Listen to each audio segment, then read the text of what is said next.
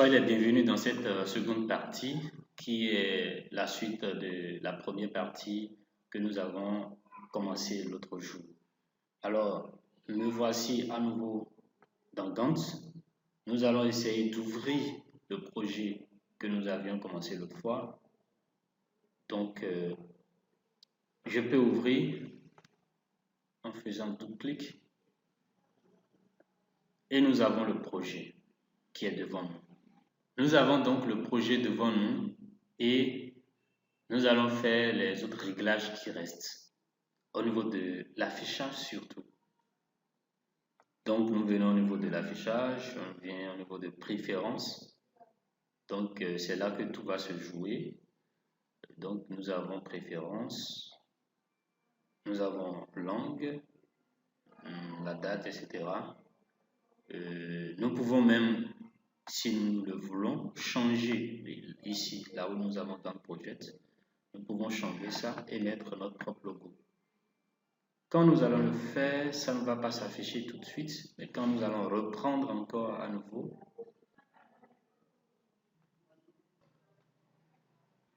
ok, nous venons de sélectionner, rien ne se passe. Quand nous allons fermer et ouvrir à nouveau, nous allons voir que c'est bien là. Donc, moi, je ne doute pas du tout, je sais que c'est là, donc je vais continuer simplement. Je viens donc au niveau de propriété du diagramme de Gantt. J'ai affiché aujourd'hui avec une ligne rouge.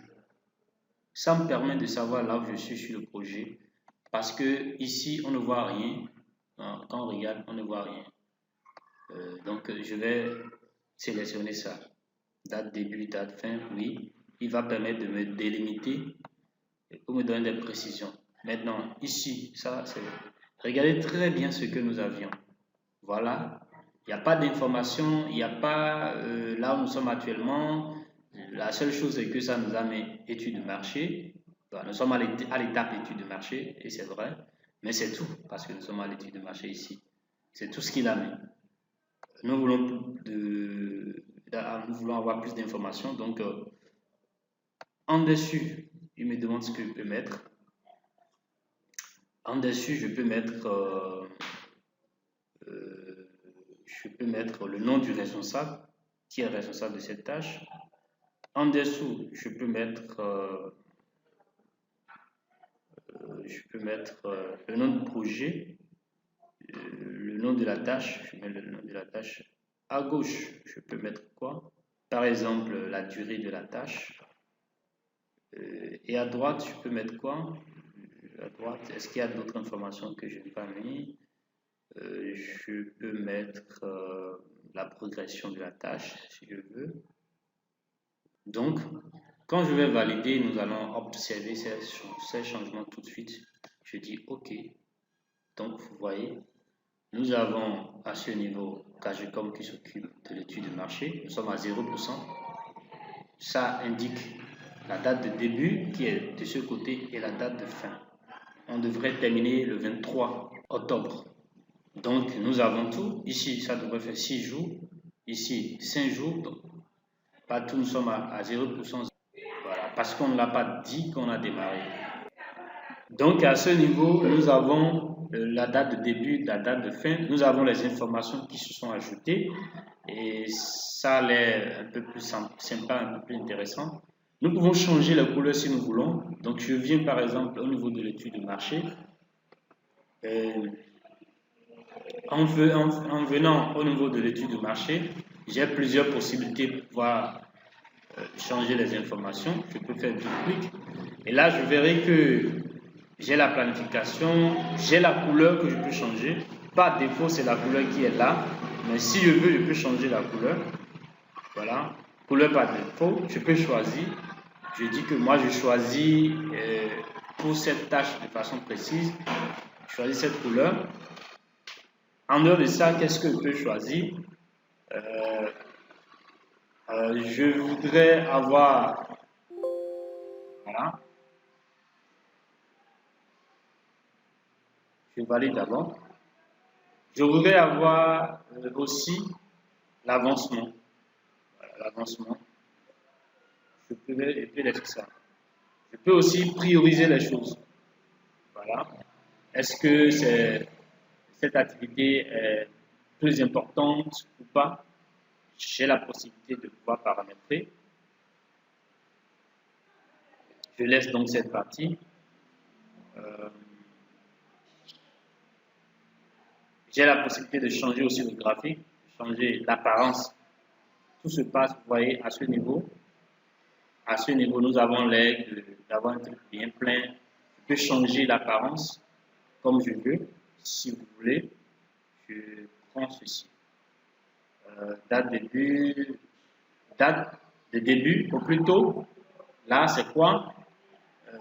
On a déjà commencé, sinon on peut changer. On peut aussi poser des jalons si nous voulons.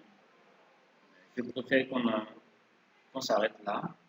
Donc, on se rend compte que ça a changé d'apparence. Je peux également changer quoi? Je peux changer pas mal de choses.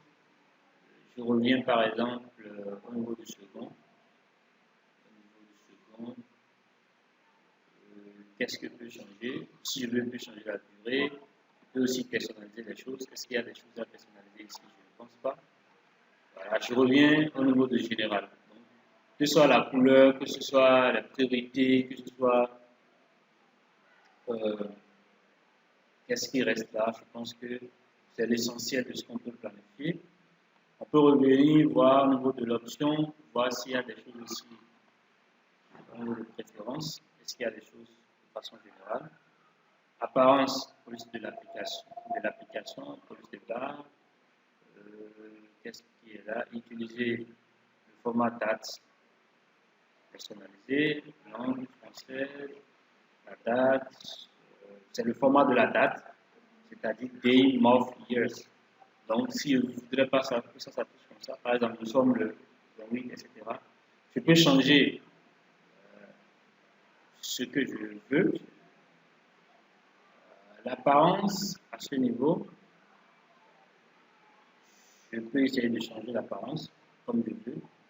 La police aussi, je peux changer. C'est la police des écritures. Voilà.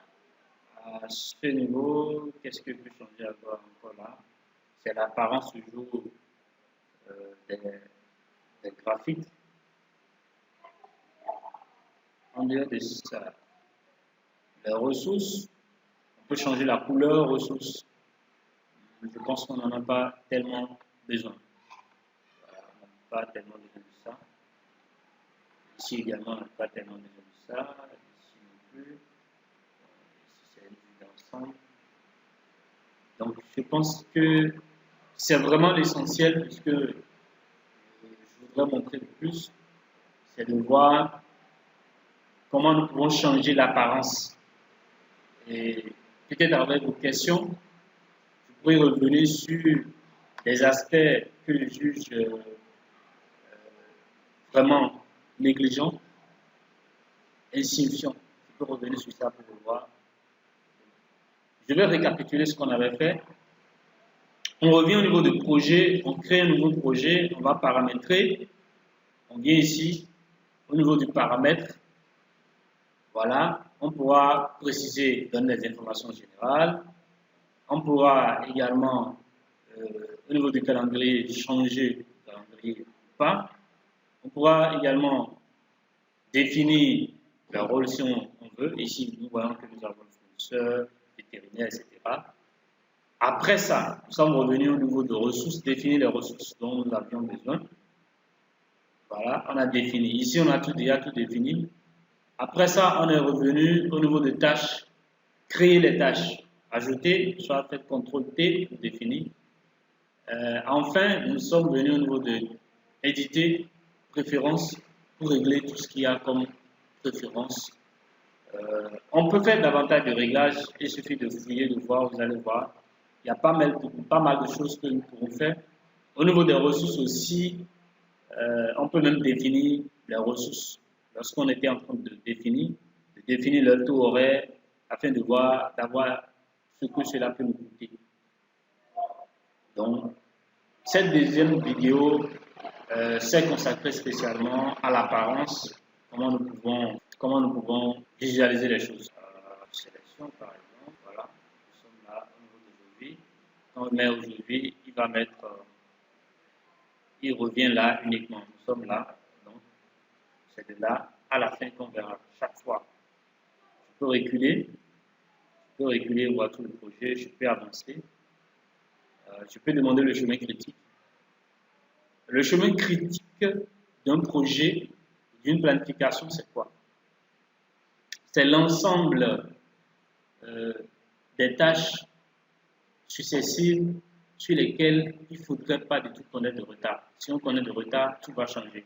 Donc on se rend compte que si nous avons le retard au niveau de l'avis de quelques experts, sur l'activité qui dure 5 jours ici, ça n'aura pas du tout d'impact. Mais par contre, si nous avons, c'est le chemin critique qui nous a tracé comme ça. Voilà, ces activités, du moins au niveau de ces tâches, si jamais nous connaissons de retard, alors la date de fin ne sera plus la même. Il y aura une date qui va être modifiée, une nouvelle date. Donc, ceci, comme je l'ai dit, on peut toujours capturer l'écran comme j'ai fait dans la première vidéo. Merci pour avoir suivi.